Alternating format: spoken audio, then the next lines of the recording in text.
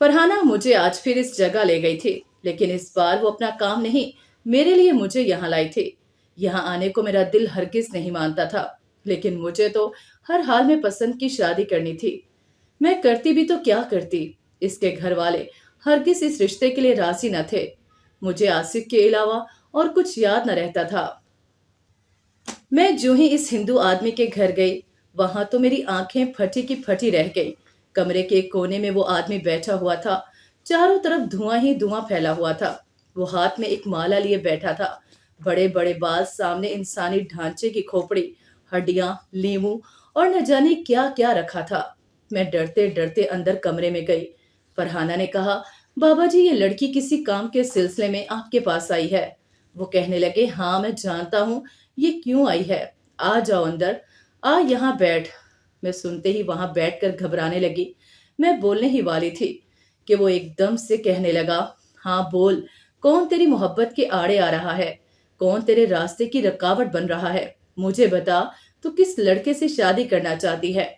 फिर देख मेरे जिन्नात मौकलात तेरे दुश्मनों पर कैसे कहर बरसाएंगे और तेरा काम आसान हो जाएगा। वो तेरे दीवाना बनकर खुद तेरे पास आएगा और तुझसे शादी कर लेगा। ये सुनकर मेरा दिल खुशी से झूम उठा। मैंने जल्दी से कहा, हाँ हाँ बाबा जी, मुझे क्या करना होगा? वो कहने लगा, कुछ नहीं, बस तू देखती जा और ले ये लीमू छुप कर उसके घर में डाल दे। उन्होंने मुझे लीमू पर कुछ पढ़ कर दिया। इस लीमू पर काले धागे लिपटे हुए थे और एक पुतले में वो मुझसे आसिफ का नाम पूछकर बहुत सारी सुइयां चिबोने लगा। ये देखकर मेरा दिल जोर जोर से धड़कने लगा, लेकिन मैं आसिफ की मोहब्बत में पागल हुई जा रही थी। मुझे नहीं मालूम था कि मैं काला जादू करने वाले तक पहुंच गई हूँ और इसका अंजाम क्या होगा। मैं खुशी खुशी घर लौटी और रास्ते में फरहाना मुझसे कहने लगी, अब तू देखती जा, तेरा काम कैसे चुटकियां बजाते ही हो जाएगा। मैं तो अपने हर काम के लिए इनके पास आती हूँ। ये थोड़े ज्यादा पैसे तो जरूर लेते हैं, लेकिन इनका काम शुरू होते असरात सामने आ जाते हैं। मैं जो ही घर पहुंची, मैंने घर वालों से साफ कह दिया कि मैं अगर शादी करूंगी तो सिर्फ आसिफ से ही, वरना यूं ही कंवारी बैठी रहूंगी। आसिफ मेरी अपनी पुप्पी का बेटा था।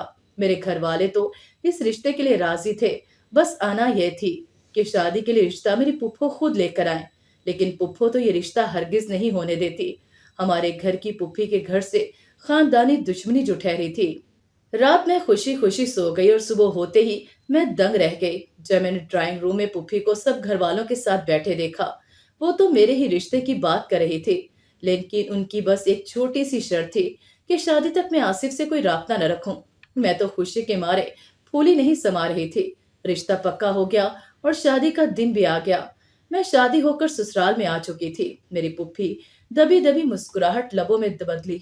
मेरी वो दबी दबी मुस्कुराहट कब आंसू में बदली। मैं तो दंग ही रह गई कि ये क्या माजरा है। मैंने शादी की रात जब आसिफ को देखा, मैंने जोर से चीख मारी और मेरे तो पैरों तले से जमीन ही निकल गई कि आसिफ तो मिनट मिनट में चेहरे बदल रहा था और लम्हा ब लम्हा उसकी आवाजें भी खौफनाक होती जा रही थी।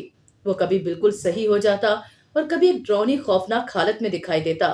कुछ ही देर में पुप्पी मेरे कमरे में आई और उसे जंजीरों से बांधकर मुझे कहने लगी, तुम्हें नहीं मालूम ये सब क्यों और कैसे हुआ? मेरी तो इस वक्त कुछ समझ नहीं आ रहा था। मुझे तो बस इस हिंदू आदमी के अल्फाज सुनाई दे रहे थे। मेरे जन्नात मौकलात का कहर कैसे बरसता है।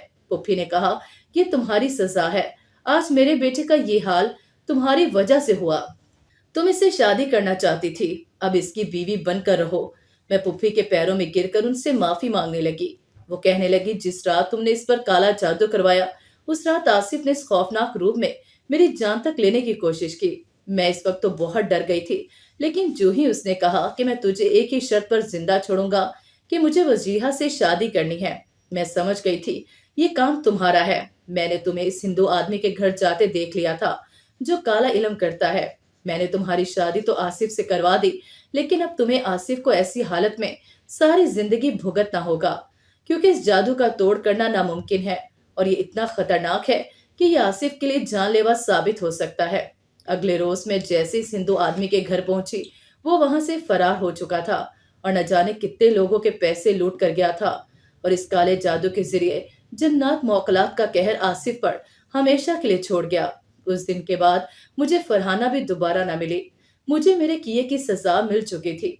میرا ایک غلط قدم مجھے کہاں لے آئے گا میں سوچ بھی نہیں سکتی تھی۔ میں نے جب اس جادو کا توڑ کروانا چاہا تب آصف کی حالت اور مزید بگڑنے لگی۔ بہرحال پھر میں نے اس کے ساتھ زندگی گزارنے کا ارادہ پختہ کر لیا۔